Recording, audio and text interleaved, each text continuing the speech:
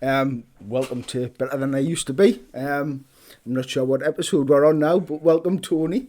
Thanks, Phil. Good to see you. Good to see you too. Thank you very much for your time and appreciate you sharing what you're going to share today. No problem. So, for those who don't know, I've known Tony for a few years. We've been good friends for quite a few years now.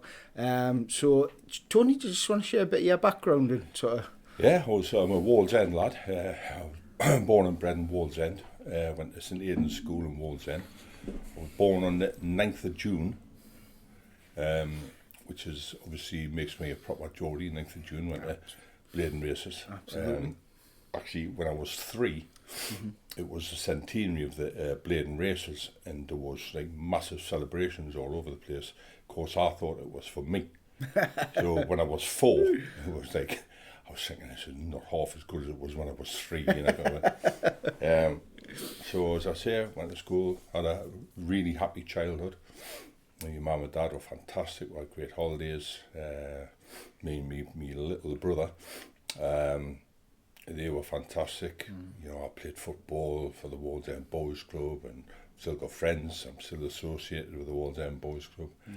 And I've got a lot of friends from school, I've still got them. Yeah. You know, you form that bond when you're little, Yeah. you know, and I've still got that bond with lots of people, some of them you know. Yeah, absolutely. Yeah, wow. It's quite the there's no friendship like a lifelong friendship, There's is no there? friendship like a lifelong friendship. Absolutely. So, and once you left school, you've done a few different things, shall we say? I have. You know, it's a bit of a cliche, but I honestly, at the age of 63, do not know what I want to do when I leave school. I still don't know what I want to do. Still searching. Still searching. So I've kind of drifted into things, and so I've had a rich sort of life. You know, I say so myself. I'm good at. I'm adaptable. I can adapt to things, and I can pick things up. And you know, there's a bit of bluff in there as well. You know, and a bit of false confidence can go a long way. You know. So, you know, you're swimming along nicely, but your legs are kind of like that underneath. Yeah. So I've done all kinds of... I started work when I was 16. I had a part-time job working in the big market in a health food restaurant with a right character. A guy I worked with, I ended up working for him for 17 years, and he was never a dull moment with this, but he was exciting to be with. Okay. And... So I got into catering that way, and I worked in sort of worked for him a lot. Then I went to Jersey. I was just a kid really, but I was working on a farm in Jersey, and then I got the call by this guy to see he was opening a restaurant, and would I come back? And he said it was opening in 2 weeks' time. Of course, I got back from Jersey, and he hadn't even started decorating the place and shop. So I worked on that for a bit. So I was it was a late night restaurant. It was called the Big Apple. It was on the quayside before the quayside really blossomed. Yes. You know, and he had bought this block, Phoenix House, and flats above the restaurant on the ground floor, and a cafe at the side. He's very entrepreneurial, you know. So it was the Big Apple, and I was the manager. Okay. I was only 20. And it was open till 3 o'clock in the morning. We had live entertainment. The food was terrible, looking back on it. But nobody went for the food. It was for the vibe and that, you know. Yeah. And we used to get all the villains in, you know. I'll not mention them. Great characters, you know. It was exciting, you know. When oh, that's so-and-so and that's so-and-so. But dead polite and lovely. Big tippers. Yeah. No problem, you know. No, what do you call it? No extortion or anything, you know. Yeah. And then, what did I do after that? Then he bought Morpeth Courthouse for £1. It was a peppercorn sale, but he had to develop it, you know. Yes. Okay. And he started developing it, and then he moved it on. And then I went up to Aberdeen, and I was running the hotel up there, which was great. I loved it. I had 2 years up there. Right. Freezing in the winter. But, yeah. Yeah, you don't go to Aberdeen for the climate. No, you don't go for the climate. But at the time I was there, it was boom time And, Okay. it was at the time, it was $80 a barrel of oil. There's loads of Americans there. Yeah. You know, you'd see people on Union Street with Stetsons and all that, you know. Yeah. And then it kind of went from boom town to, not bust town, but it's a different place now. Yes. Then I got the call from this guy again to see he bought a franchise.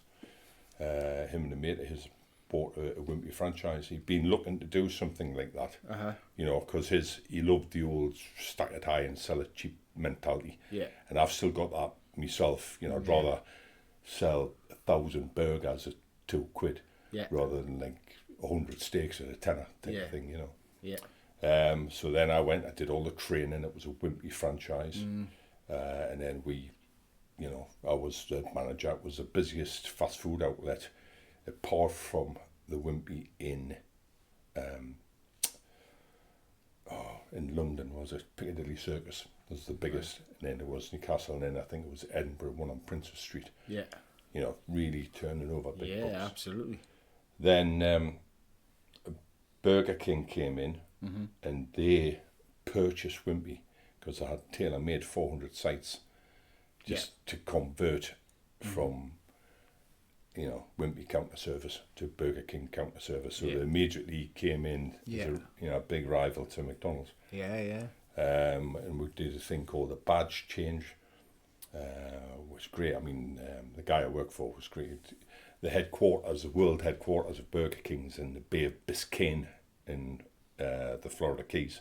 Right. It's in, you know, just south of Miami there. So we were like, took us all out there and all that, you know, big pink palace with a running track around it, and fantastic, really. Yeah. And used to take us to Florida every year after, you know, it was really busy at Christmas. Right. And back in the day, you used to have the January sales, which were just as nearly as busy. Absolutely. And then February comes, and it was just like ghost town. Yeah. So we used to take holidays then. So that was when you went to the States, Disney World and all that. You know.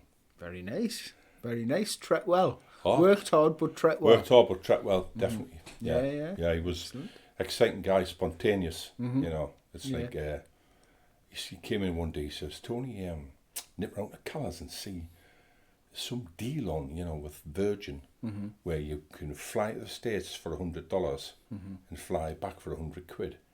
And he says, well, can you look into that? You know, see what, you know, what's happening. So I went up, I had a look. I said, that's right. He says, you fancy going? I says, aye. He says, I said, when you think? He says, it's Monday.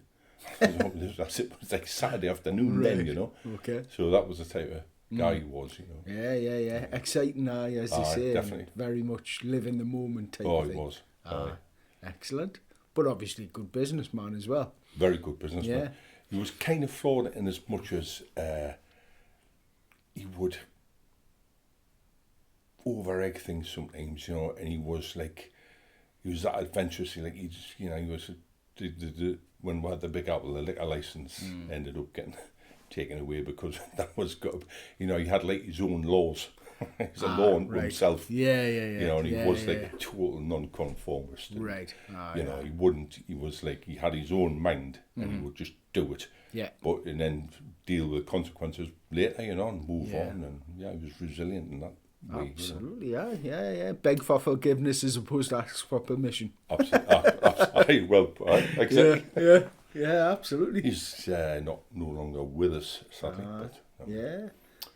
He sounds like a good guy, and it sounds like he's had a good influence on you as well. He had a big influence on us because I was young, and I was thinking to myself, you know, he's like flashy cars, he can do what he wants, and he can afford to be spontaneous because he didn't have to worry about where the money was coming. Mind you, even if he had no money, he would still find a way to do it. This bloke. Yeah. But he was the type of bloke, they loved him or hated him. Right. Most people loved him because he was the way he was, you know, because he was good to be with, and that, you know. Yeah. But so that was that, and then after that, I left there, and what did I do after that? I've done all kinds. I'm a surveyor currently. Well, I've got a job as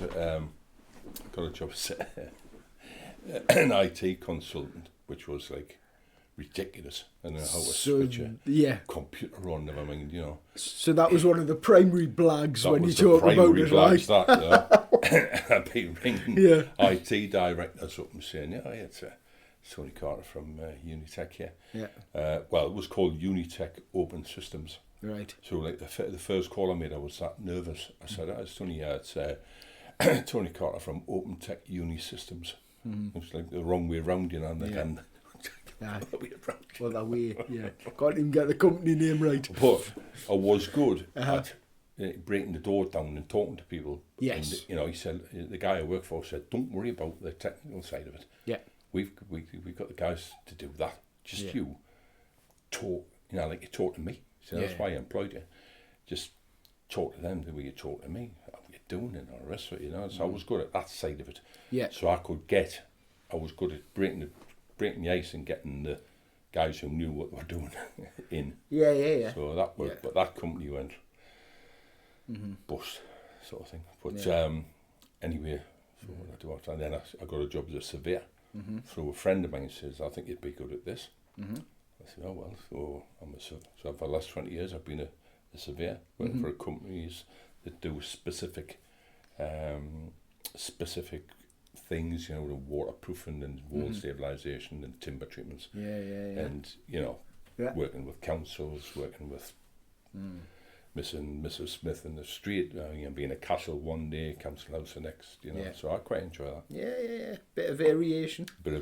Exactly. Bit of travel and stuff like that. Bit of travel, yeah. Aye. Good. Not mainly, just locally, you know. Yeah. I've got to go to Whitby shortly, which I'm looking forward to, because I spent a lot of my childhood there. I've got to go and have a look at a hotel in Whitby coming up, you know, so I'm kind of looking forward to that. I'd nip down to the Magpie for fish and chips. Why not? Bring back all the memories, eh? Oh, absolutely. Absolutely. Great stuff. So, and I guess now we'll come to sort of one of the reasons why I invited you on, and that is, you know, because of your recent experiences in regards to sort of the anxiety that you've had. Yeah. And it's been quite a long and difficult period for you. So do you want to maybe talk a little bit around that, you absolutely. know, and you know, share what you want to share, Tony, obviously. But, no, it's I don't mind at all, because, you know, I realised that, you know, being a Ward's End lad and all the rest of it, you know, and you think, you know, there's a bit of a stigma attached to, like, expressing your feelings and all the rest of it, you know. And but I'm not like that now, because I've learnt that the first step to recovery is to share your feelings. And it's like, you know, problem solved, a problem shared is a problem solved type of thing. So after the therapy that I've had and the experience I've had, I realised that I've been suffering from anxiety for years and years and years. And not only that, now I recognise things in my dad, and it breaks my heart to think my dad did as well. Certain things he did, and I recognise now and say that was anxiety, that. Yeah. You know, and you know, but my dad wouldn't know, because it was kind of hadn't been invented then. Yeah. It's you know, when you talk about generations and stuff like that, you know, and not only the sort of treatment of mental health issues, but even the recognition. Oh yeah. You know. Back in the day, the British stiff upper lip, get on with it type just of get thing. on with it, and you know, that pressure builds up and builds up and builds up. And what's the matter, Tony? No, you're bad-tempered, you're fidgety, you can't sleep, your mind's racing, and then, you know, you're worrying about ridiculous things, you know, tiny things. And the slightest thing can upset you, and the slightest thing can make you elated. So if you're walking on the street and somebody says good morning, it's like, you know. But if you're walking on the street and you see somebody you know, and you shout across, and you think, oh, they've ignored me, they don't like me and all that, so it's irrational. And it's catastrophising, you know, and you do catastrophise and you think, oh, well, if that happens, that'll happen. And you think, well, none of it's going to happen. You know, but you worry, you spend all your time worrying about something that may or may not happen. So it got to a point where there was a few things happened at work. You know, I boiled the details, it unsettled us a bit, and, you know, I felt a bit insecure. And then there was all these things that came to a head, and I had, looking back at it, what must have been a nervous breakdown. And I couldn't function. all the job I've been doing for years, I couldn't do it. I was going into places and I couldn't figure out, I couldn't do my job. It got so bad I couldn't make a cup of tea. I couldn't function, I couldn't sleep. And the physical side of it was I was getting numbness in my legs, and I was ill, and I was desperate. And so the worst thing that's ever happened to me was this anxiety, because I didn't know how to cope with it. I didn't know what was going on. It wouldn't go away. I wasn't sleeping, so I was exhausted. My family life, my daughter, I was probably thinking, what's wrong with my dad? And my wife's kind of going, what's wrong with him? And, I didn't know. So obviously I went to the doctors, and I had some, they sent me for some one-on-one sessions. And, I kind of learned about what the triggers were. I learned things, how to cope a bit better. And then I was still struggling on. I got some more therapy, some group therapy. And I went to a place, and the first thing, there was all of us round the table, and they said, the first thing they said was, and this has always stuck in my mind, and it's the beginnings of advice that I always give to people with anxiety, is they went round the table and said, how many cups of coffee do you have? How many cups? At the time I put 6 cups of coffee, and do you smoke? Or I was like an occasional smoker, but I had anxiety. I was nearly smoking full time again. Chocolate, sugar, alcohol, and it was basically anything that affects your mood. Do without it, so that your mood's constant. It's not going like that. It's going like that anyway. But you can level it out a bit if you remove those things that are playing about with your mood. So I started drinking decaffeinated coffee, and the odd cigarette I was having I didn't have at all. I stopped drinking. I was just drinking water and juice and stuff like that, and that was kind of a bit of a settler, I had all these things I was doing. I was doing breathing exercises. I was, at the time I had like really good friends coming. I was like, I didn't know what to do with myself, and a good friend would be coming, and as soon as I got there I wanted rid of them. And there was no pattern to my life at all. I was like worried about it. Excuse me, desperate actually, Phil. Then also I spoke to you, and I was starting to get a bit better, and you recommended a friend of yours to go and get some hypnotherapy. And now by this stage I was talking openly about my problems, and I was trying anything to get back to being me, to being calm, and to being lucid, and to being getting a sense of humour back and stuff like that. I think so, that was a key thing at that point. It was the fact that you're right, you'd started talking, because at that time we hadn't seen each other for a while. So when you were telling us, it was a little bit of a surprise for me, but obviously listened, and it was great that you were talking about it. But also when I was talking about some suggestions, you had that open mind.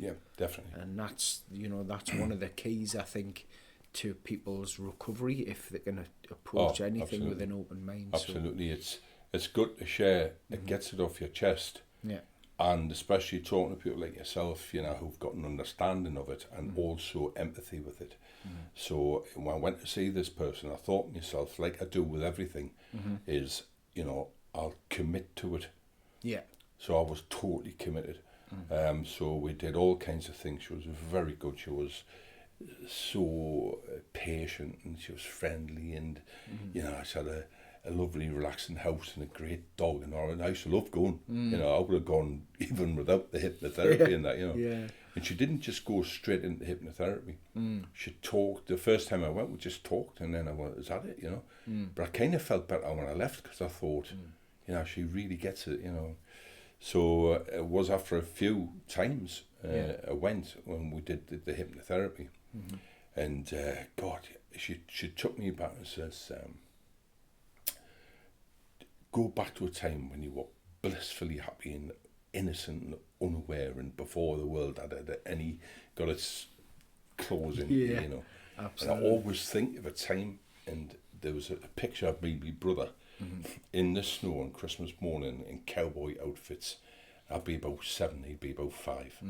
And it's snowing and we're on the steps at my nana's house in Forest Lawn. Right, okay. And I'm just thinking, that photograph's always, that signifies to me a time when, it's Christmas Day, getting all these presents, nothing's happened to you, taint your views on it. Yeah, childhood innocence and all she that. was saying, go back, and she says, and get that little lad and give him a cuddle and tell him you love him, Well, by this time, I was in tears, absolutely in tears. And it was just the nostalgia of it, and it was the poignancy of it. And all right, and when we finished, she says, Tony, that was fantastic. You really committed to it. And because you did, you've had this outpouring, and it was like sadness and happiness. Yeah. It's the first time I've cried with equal measure, happiness in there. And I felt great when I came out.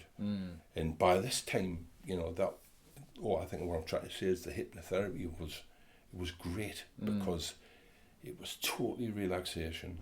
It was dealing with somebody who totally knows what you're doing. Yeah. And it was kind of exercising ghosts, if you like, and all the rest of it. And it was like cleansing, a very cleansing thing, Yeah. And I felt better. I felt a bit stronger.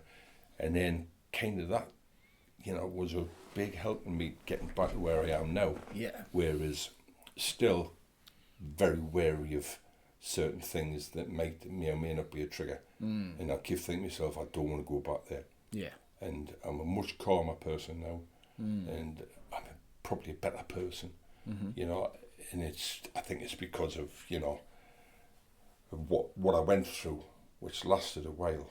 And I think I don't want to go back there. I'm not going to do anything. So I keep negativity out of my life as much as I can.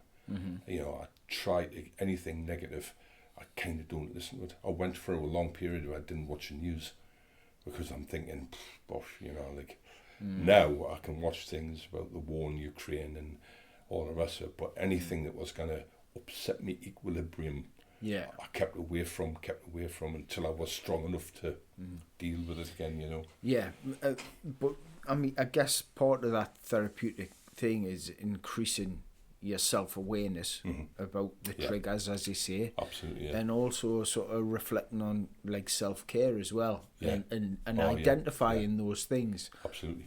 The news, for example, can be a trigger, can be frustrating, can be angry, can be this, that and the other. So I'll not do that. Don't do it. I'll not do that. Don't do it. Yeah. Negative people in your life. Yeah. It was like I've just stopped. These are my people who were friends but were sometimes negative, and you didn't really notice it. Yeah. And anything, and I haven't ditched them out of my life. No. But I just, if there's any negativity, I just kind of start talking to somebody else or whatever. Yeah. And it's a good habit to form, I think. Because you kind of, I'm 63 now, so I'm like, I'm not going like that anymore. You're kind of going like that. Certain things happen in your life. Just lost a very good friend, and it was quite sudden, and it rocked the whole group. And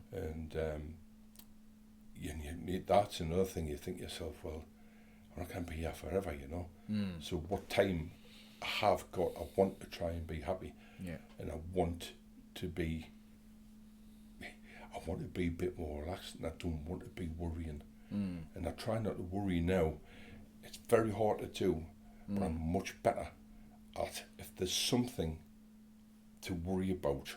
I had a friend, a business partner actually, and he used to never worry about anything until it was time to worry about it. Okay. So it was going to say, that's going to happen in March, and it's nearly March has come, March has come. I used to just go, it's March, but I do something about that. Right. That can take a lot of, that calmness. Yes. Yeah. I think that the best thing you can do for yourself is to try and learn how to be calm. I'm still learning. It's not always an easy thing. It's not always an easy thing to do. But I think that kind of way you've described that, we a business partner as well, you know, that kind of rational thinking almost. Yeah. Like, oh, well, that's happening in March. It's December now. Yeah. Once my diary clicks to the 1st of March, I'll do something about it. Yeah. But between now and then, I'll focus on other things. Yeah. Yeah. I'll worry about today and what's in front of us today. Aye. And what can That's I do today. March will come round. March will come. March will come whether I'm thinking about it or whether not. I'm not thinking about it. Exactly March will right. come. Yeah. Yeah. So it's those types of things that you're learning, as you say. That's it. That would trigger your anxiety. So now I try and analyse things a bit more without being, you know, if you analyse your whole life too much, you end up not having a life. And I just try to follow my heart now, you know. Yeah. Because I think you have a better life if you do. Yeah. You know, you might end up being richer if you follow your head. Financially richer. I think you have richer, your life's richer if you follow your heart. Yeah. And, you know, I've got some friends now, I mean, I've priceless friends. I've had all this time who, and you think to yourself, you know, you realise how important they are. Because even though they didn't really understand what was going on, Yeah. they were still there. So they went, Tony, I don't understand what's going on. I wish I did, but like I'm gonna be there for you anyway. Yeah. But those are the friends who you referenced earlier, aren't they? Yeah. You wanted them to come to see you, Aye. but then as soon as they come, you want them to I go. wanted them to go. And then, Yes. but they understood that, or tried to understand that. Yeah. Said, okay, well, if you want us to go, I'll go, but I'm still here for you. Yeah. Yeah. And it's those types of friendships, as you say. That's what you say, yeah. You know, and you know, at times during those friendships, you go back to being that 12-year-old kid You in do. school again, don't you? I know, you You do. know, and things like that. So those lifelong friendships do kind of. But we still talk about things that happened at school, you know. Yeah. Yeah. Because that's the kind of shapes who you're going to be. I mean, you might change completely, but essentially you're still that kid. Yeah.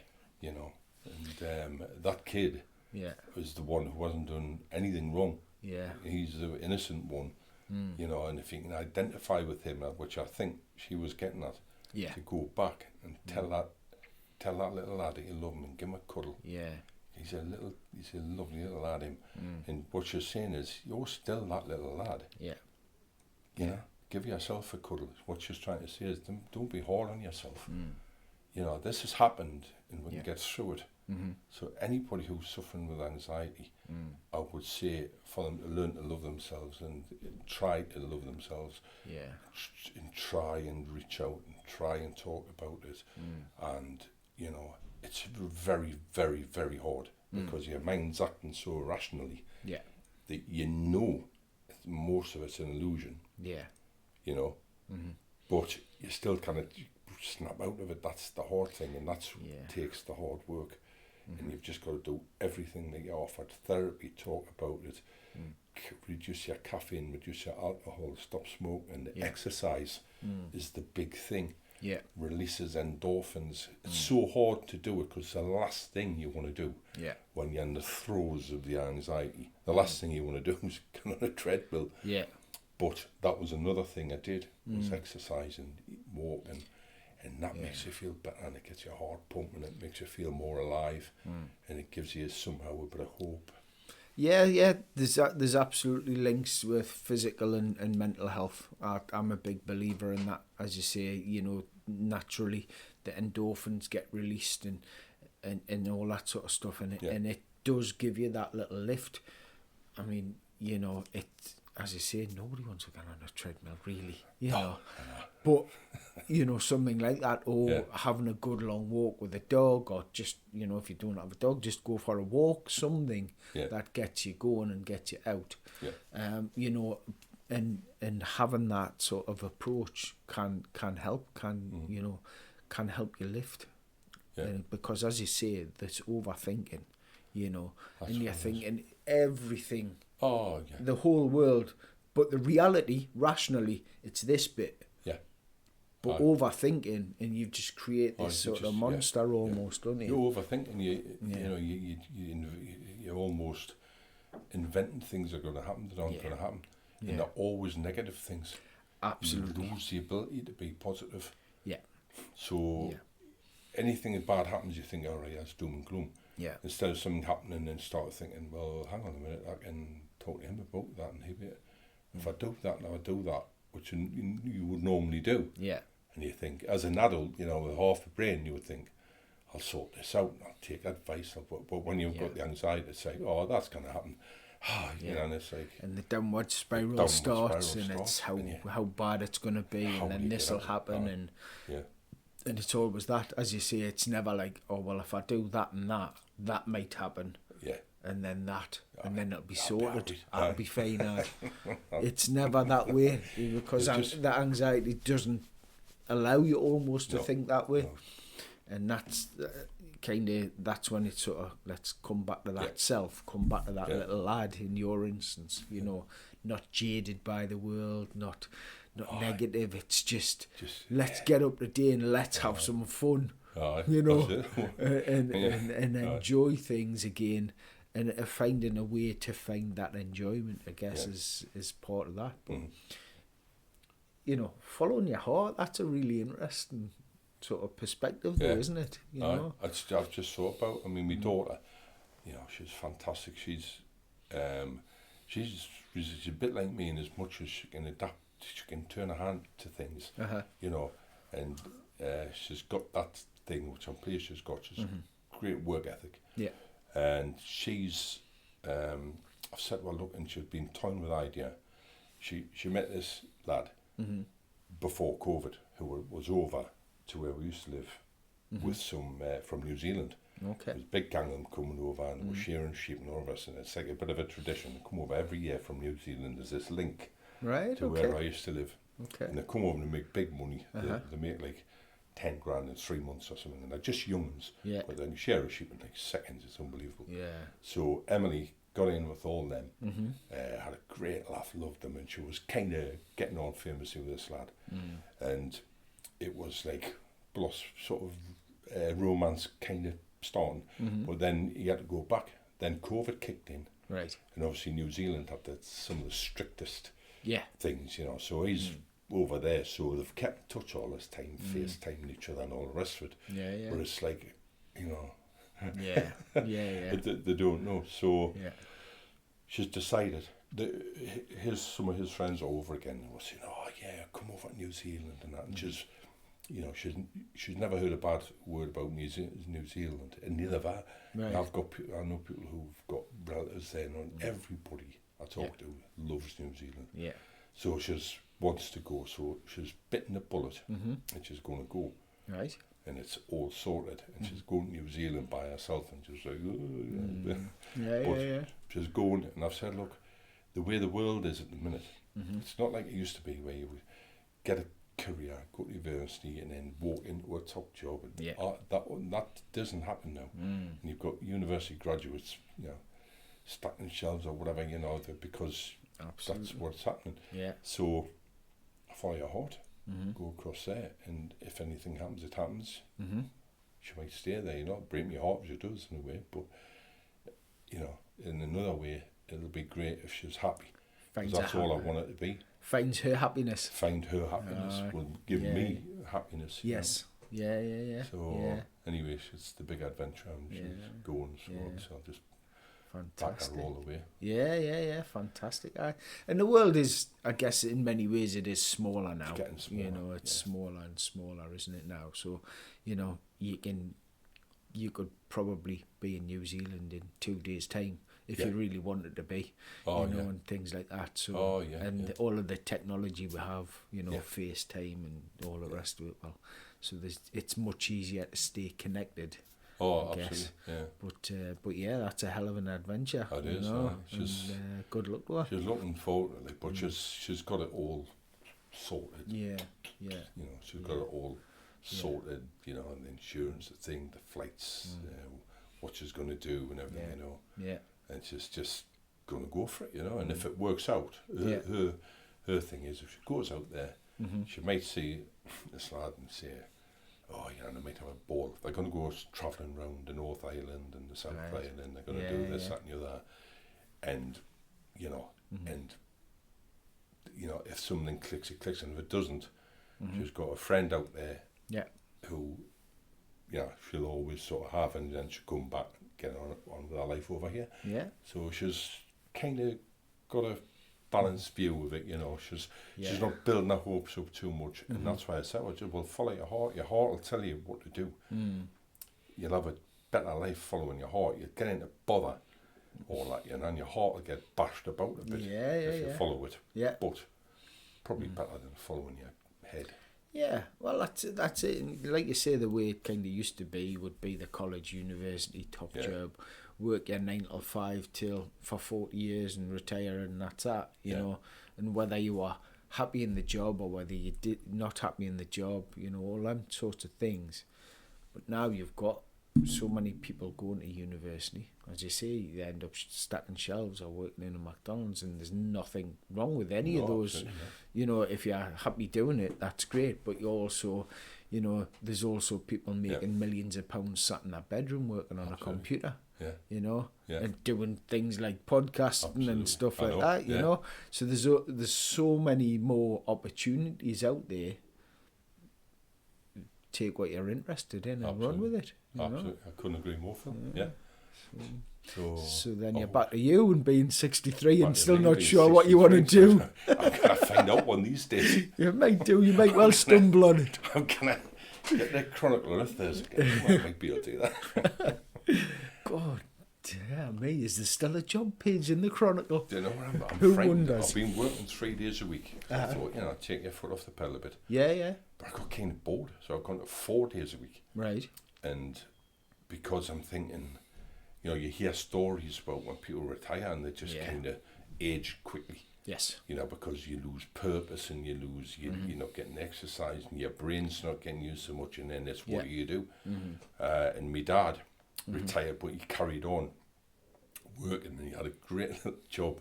He used to work in Phoenix, and he used to merchandise the bread in the deli, so people used to come in and my dad had the bread and I will try this and try that, and he had all these people coming in because he was a lovely fella. My dad, he was like a proper charmer, you know, and he was like, you know, he's with white hair and all that, you know, and he was like a great charmer.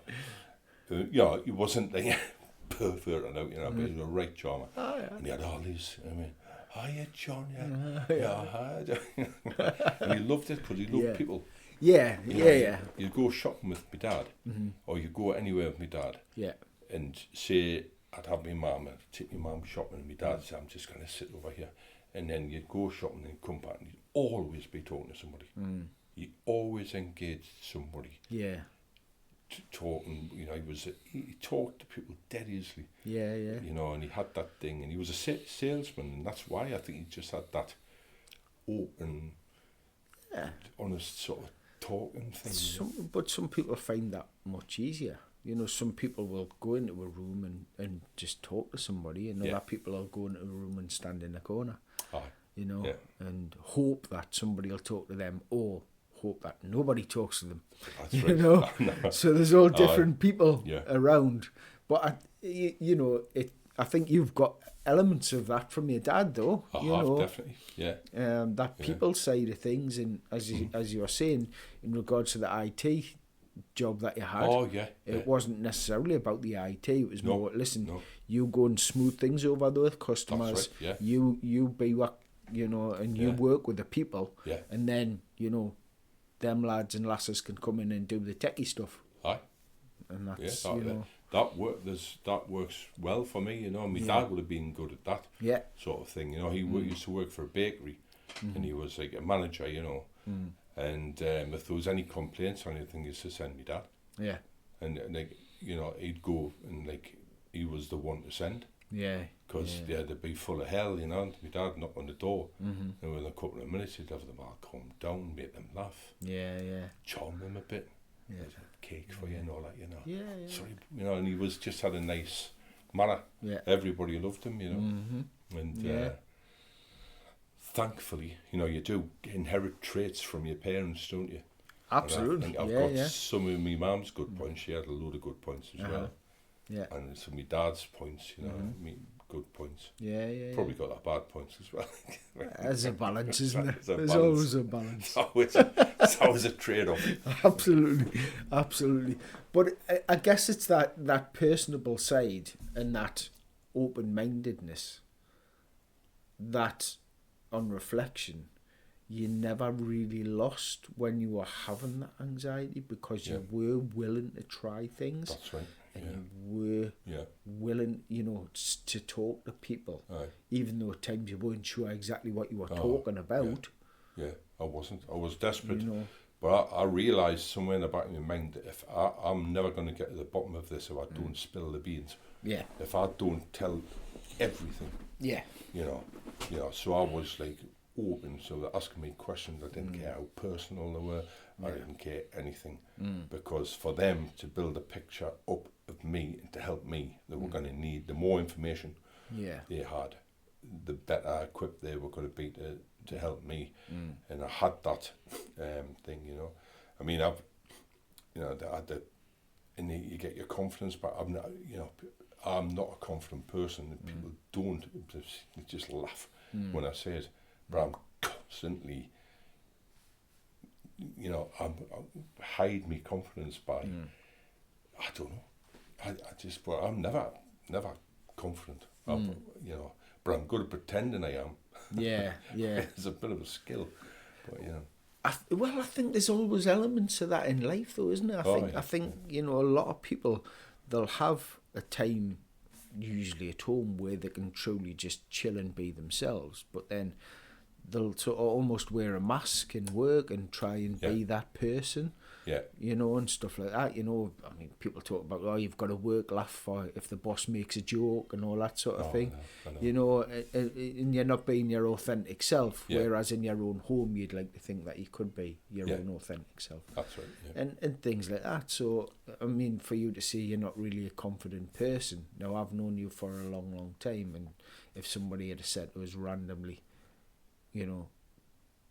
is Tony confident? I'd have went, absolutely he is. But then, as you say, you come across that calmness, but underneath it's like, okay. Okay. And you're working hard to come across that way, though. But I think the older you get, though, you don't have to, it's much easier to be yourself. Yeah. And it's nearly a case of, it's nearly, I've done this, I've done that. I've met him, I've been there, I'm well travelled, I've had all these jobs, I've had a load of money, I've had no money, and I've been around a bit, and I'm just me, and I'm just going to be me, and it's easier to be yourself. And I sometimes been accused of being vain, whatever, and I worry about, what I used to anyway. I don't so much now. I've got no clothes now. I used to be, I'll buy that, that'll suit me, that and all the rest of it. Now I don't give a monkey's. I've got no clothes. I've got no clothes. I wear the same clothes. I do wash them all the time. Yeah. And for example, I've got a friend who went to play golf. You know this person. Okay. Anyway, so we got into the car park, getting this stuff out of the car and all the rest of it, And I said, it's a bit cold. I think I'll have my hat on. I'll have my hat on, so I have my Newcastle hat on, me woolly hat, Yeah. And I'm in the car window, getting the badge at the front and all that, tucking my hair in, champion, And then the lad I was playing with got his hat out his bag and went like that and walked away. And I thought, I want to be like him. Yeah. He doesn't care. He's just him. Yeah. And he didn't, none of it was inside out. The badge was at the side and all that, And I'm thinking, he's right. Yeah. Who cares? Do you know what I mean? If he's comfortable with that, everybody else should be. Because he realises that, who cares? But it's just my nature, But he was just like, walk away. Didn't give a monkey's. Yeah. I guess that's that again, we talk about balance, that fine balance. If that makes you feel better to have the badge there, that's right. That's all right. Yeah. But also, it's all right to just go, I'm off. That's fine. That's the lack of confidence thing. Yeah. It's like permanently trying to be the best that you are. Yeah. And then it's this thing about worrying what people think and all that as well. Absolutely. And the older you get, you know, as long as you haven't upset somebody, I Yeah. don't really care what they think, because it's irrelevant, really.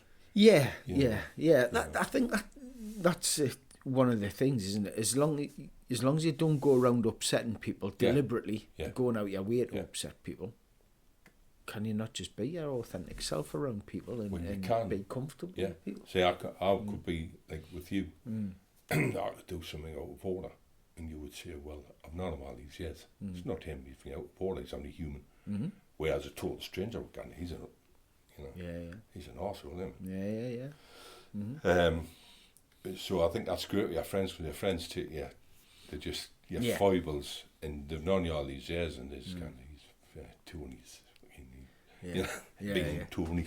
Tony's been, he's having a Tony day. Oh, fair enough. I went to America, seeing my best mates lives out there, you know, and it's just in the summer, and there was a few who went out for a couple of weeks, and it got to a stage where there was a little bit of a tiff with one of the party. No, like it was just a bit of an argument. And another friend was saying, I said, he was being too much him and I was being too much me. And after 2 weeks or whatever, it was just that little clash, which is instantly forgotten about. You know, it was just like a thing. Whereas, you know, if you didn't know that person so well as you did, it might have sort of lingered or whatever, but it was like over with, you know. It's like, he's one of my best friends, and he said that and I've said that, and it's nobody, no grudges, you know. Yeah. I think that's a really important thing in life, though. We don't have to agree on everything, but it doesn't mean we can't be friends. Absolutely. I know.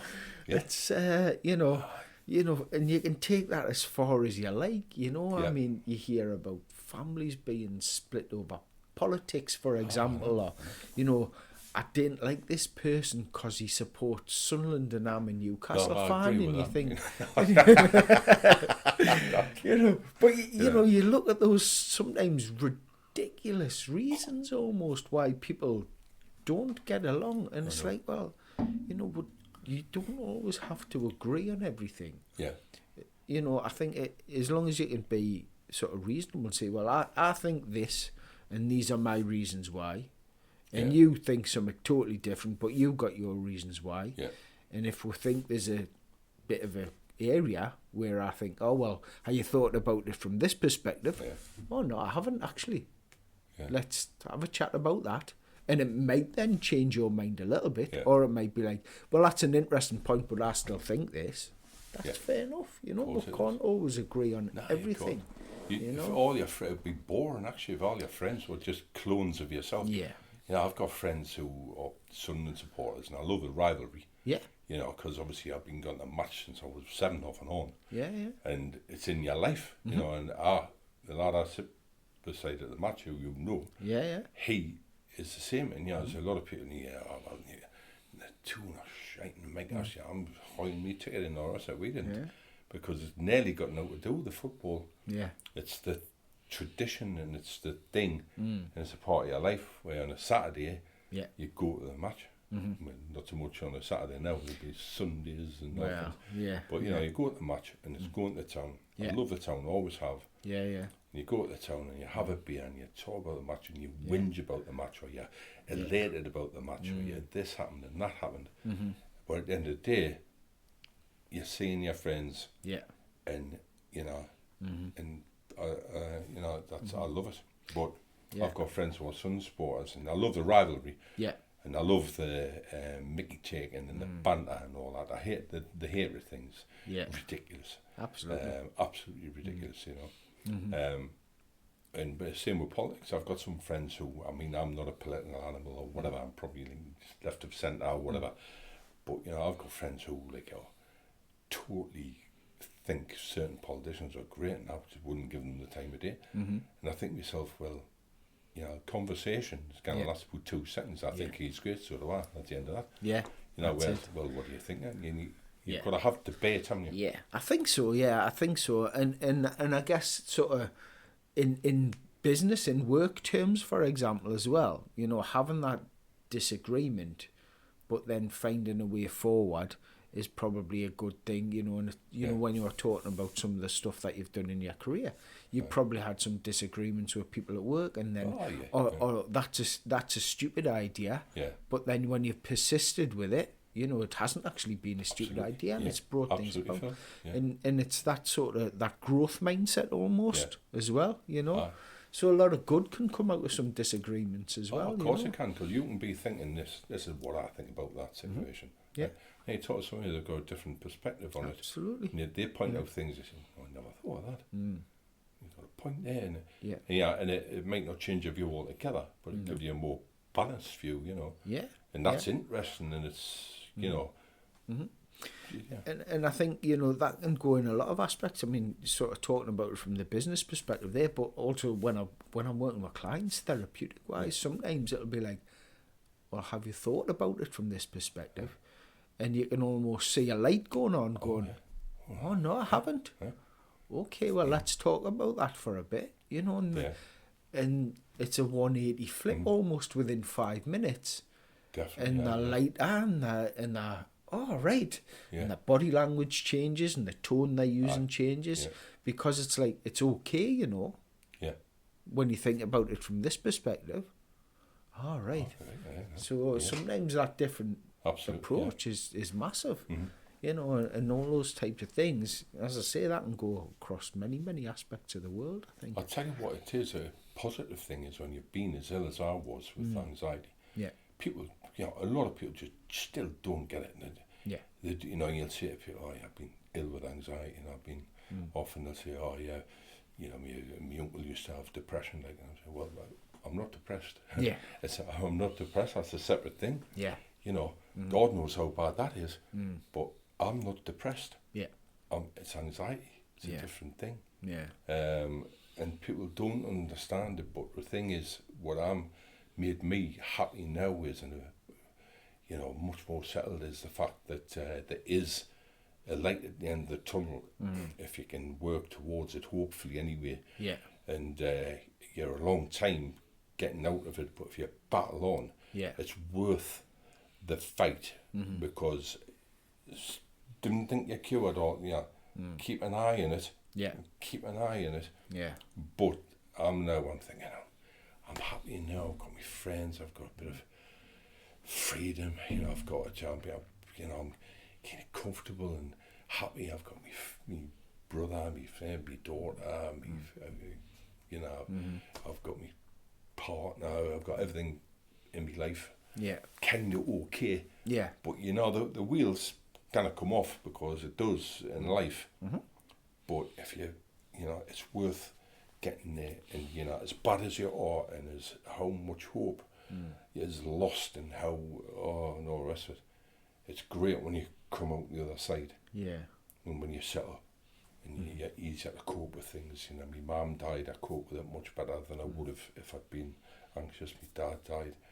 I've had some health issues, and you're taking things in your stride and being more measured about how to handle things and all that. Yeah. Is in itself great. It's therapeutic in itself. Yeah, yeah. It is. It's being more balanced, being more rational. Yeah. But as you say, in that moment, and that could be weeks of anxiety. Yeah. It could be days. It could be months. It could be years. But it's encouraging people to keep going. Keep going. Because what works for one won't work for another. Find what works best for you. Right. Yeah. I do think there's some generalizations, as you've touched on, in particular, you know, the exercise thing, even if it is just a walk, doing something like that, and almost cutting down on those mood altering substances, you know, and that's something as basic as cutting down on your sugar and salt intakes, cutting down on your caffeine and things like that. I think those are kind of general across it, but then find what works best for you. And that could be climbing a bloody mountain. It could be. Or it could be sitting crocheting. Yeah. But whatever brings you that peace of mind. Loads of little victories, loads of little things. I mean, I'm not anxious. I was kind of a little bit nervous, you know, but by the same token, looking forward to seeing you, which I always am. But when I came here today, even though I'm not anxious, I'm going to go away from here feeling great because I've shared. Yeah. You know, and I'm okay. I'm not suffering from anxiety a minute, but I'm going to feel great because I've shared this. Yeah. And, you know, and it's great to get things out there, not necessarily to talk about yourself. I'm always kind of a bit private about that. Yeah. But, you know, rather than enjoying sharing this today, it's just good to share. Yeah. And, but the hypnotherapy, going back to that, that I can't tell you how much that helped. Yeah. Because after a few sessions, it was great, and it was something that I went to, a bit nervous, but determined to commit to it. Yeah, I knew it was there to help us. Absolutely. And I was a little bit, if I'm honest, a little bit sceptical. And I thought, you know, about these sort of things because I didn't know. Yeah. But I'm not sceptical now. Yeah. Because anything that's going to relax you, anything that's going to open you up, and anything like that. And she was very good, by the way. Yeah. And it was just great, and that was a big thing. It was kind of the thing that got me over the line in many respects. Yeah. So I'd never, you know, I was thinking to myself, I'm not even anxious now, but I'll go back and get some more because it's just, it's a great thing to be in a nice, calm place. Yeah. Talk to somebody who totally understands you. Yeah. And just releasing things and relaxing. Yeah. So therapeutic. Absolutely. I say that a lot to clients, to be honest, when I'm working with them. Like, you know, because the sessions are usually an hour. And I find myself saying a lot, how often do you take an hour just for you? No, never. There's Exactly. no answer. You know, and that's everybody's answer. Never. Yeah. And that's, you know, male, female, you know, shop workers, you know, professionals, managers, who are. How often do you take an hour for you? Well, I don't. You don't. No. So use this hour for you. It's all about you. Yeah. I'm here for you. That's right. And it's like, and it's all, you can almost see a bit of an epiphany with people. Absolutely, yeah. I say, all right, okay. And then, you know, and if it's a bit of counselling, then obviously we'll have that hour conversation. If it's hypnotherapy, we'll have a little bit of a chat and then we'll move to the hypnotherapy and do it that way. But it's about that person using that hour the best way for them. Be brave though, commit to it. Be sceptical and think, I'm going to go, I don't think this will work, but I'm going to go anyway. Yeah. But, you know, you can do it. But when you get there, totally be brave. Yeah. Commit to it. Listen. Yeah. And get involved, you know. And that's what I did. And it was, you know, and I'm pleased I did. And it was good to get praise from her saying, we really committed there. She was as happy as I was, you know. Yeah. And there was the tears and everything, but there was that whole release. Yeah. And it was just great, you know. Yeah. And I went from, so I've recommended hypnotherapy to loads of people. Hypnotherapy, right? I don't believe in hypnosis. I says, it's not hypnosis. Yeah. I says, you know, they're not getting you to do stupid things and all that. Yeah. It's kind of just a deep relaxation. That's all it is. And I says, that helps you, keeps you calm, and it allows you just to release things without panic and that. Yeah, absolutely. Yeah, it's just that deep relaxation, that process, you know. It's like, you know, have you ever sat on a bus and missed your stop because you've been daydreaming? Yeah. Well, that's kind of that sort of state of mind, you know. It's just deep relaxation, that's all it is. Yeah. Nothing to be scared of. You won't be dancing like a chicken and all that sort of stuff, you know. And you know, and you're explaining these things to people, but then I think, you know, committing to it, absolutely. I think you're always a little bit humbled as a therapist that people, because there's always an element of bravery and courage to make your appointment and then to walk through that door. So it's always a bit, listen, let's acknowledge that, you know, with a client, there's a bravery and a courage to come with that. Yeah. But take that bravery and that courage and commit to the process. Absolutely. Be open, be honest, whether it's a bit of counselling, be open and honest with me as a therapist, but be open and honest with yourself. Yeah. Or if it's hypnotherapy, again, have that openness and that honesty, but have the open mind to it. Yeah. And you'll get more out of it, you know. Absolutely. I think that's the clever thing where the first time we went, it wasn't a case of right, what's her name, get in there and let's get 'em back. Yeah. And, you know, it wasn't that. No. It was like a softly catchy monkey thing. Yeah. And it was just dead friendly and a dead thing, you know, intelligent lass, a bit cracking, good sense of humour, and Yeah. playing with a dog and all the rest. And then, is that it? Yeah, oh yeah. And then the next time, and then eventually it was nearly like, do you want to try the hypnotherapy? Well, by this time, we built up a bit of a bond. Yeah. I kind of like Turn, she kind of like me. Yeah.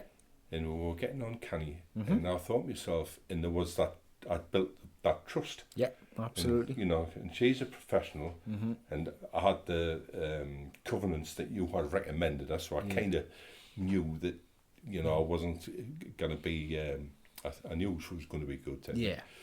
And it was good, because I was ready then Yeah. to commit. It Yeah. wasn't just like, right, commit, Yeah. you know. Yeah. It was just like, right, and she didn't say, I want you to commit or anything like that. There's no pressure. No. Just relax. We're just talking. We're Yeah. going to do this. I'm going to say a few things, ask you a few questions. And, you know, Yeah. and it was great. And that release, And that of it all, release, and it's priceless. you know, Yeah. you're lighter almost in body because Yeah. you've released it all. Yeah. You're certainly calmer Yeah. in mind, you know, and that's the types of things that therapy and hypnotherapy can bring towards a person, you know. Oh, definitely, yeah. Yeah. So Absolutely. so it's great, Yeah. you know, to hear that experience, you know, Yeah. and also the acknowledgement, you know, it's not an overnight fix. There's never an No. overnight fix. And then, you know, but once you've done the work, there's also a bit of maintenance there Yeah. as well. That was As right. you say, you're aware of certain things that you avoid. I'm not going back there. Exactly. And you know, certain triggers, certain things that don't do that anymore Yeah. because it's not good for us, it's not healthy. Yeah. But what is good is things like I enjoy going to the match, I enjoy a game of golf, I enjoy Seeing my spending friends. time, Yeah. you know, and doing the right things for you at the right times for you. You Absolutely. Just little things, just keep yourself going, try and be good. I'm much more patient as well, I hope. I mean, I'm still the impatient type of guy. I've got that from my dad as well. But I'm more tolerant. Yeah. So if I see somebody kicking off, or somebody in the supermarket kicking off, Yeah. having a proper episode, and I thought, and everybody was going, that's disgraceful. And then, like, I would have been in that's disgraceful mob a few years ago, but now I'm thinking, well, I wonder why she's like that, Yeah. you know. Yeah. But she's like that all the time. But to Yeah. me, she's got problems, and Yeah. I've been there. And so, you've been much more tolerant because you don't know what people's journeys have been and Yeah. how they've got to that stage. Because I was at that stage, I was Yeah. like a ticking time bomb, which eventually exploded. Yeah. That's And, that's it, isn't it? It's like what's actually going on for that person. Yeah. You know, and they might just be at the end of that tether that day, you know. Yeah. God knows what's gone on. They might have had issues with a kid, or, you know, the dog's just died, who was the life, or God, anything. Yeah. But there is that, you know. Yeah. I suppose there's always a point that they're just rude and angry. Oh. But, you know, Yeah, no wrong with that. there's, you know, well, we have a moment of that, I suppose. But yeah, you do kind of wonder what's actually going on for that person as well, as opposed to, you know. But yeah, it's taking that tolerance into account, but being more tolerant with yourself as well. Oh, you know. definitely. Yeah, you've got to be easy on yourself. You know. Because if you're not easy on yourself, who else is going to be? You know, you have to not pat yourself on the back all the time, but you know, you have to say, right, well, you know, you're doing all right. You know, just be who you are and try and get through life. Yeah. And as best you can. Yeah. And you might as well enjoy it. And if you're going to enjoy it, Absolutely. stick with things that you know and stick with people that you know. Yeah. Do things that you like doing. And, you know, it's a big help to enjoy in your life. Try not to worry about things because, you know, I've got a friend and he's going to be hard to say this at the minute. It's a big test of his thing he says, and he always says it is what it is and we are where we are. And I think to myself, yeah, and I look at him and he's another one who just got no vanity or anything. He just gets on his life. Yeah. And it is true. Mm-hmm. It is what it is, and you are where you are. Yeah. So you know, and don't look back either. That's another. Yeah. That can be a killer. Don't look back. You know, Yeah. if you think, remember when that happened, and you know, forget it. Yeah. It's over. Can't come back. Can't change it. No, that's it. Forward. Yeah, Forward. that's the thing. It's the important thing, isn't it? You kind of change it.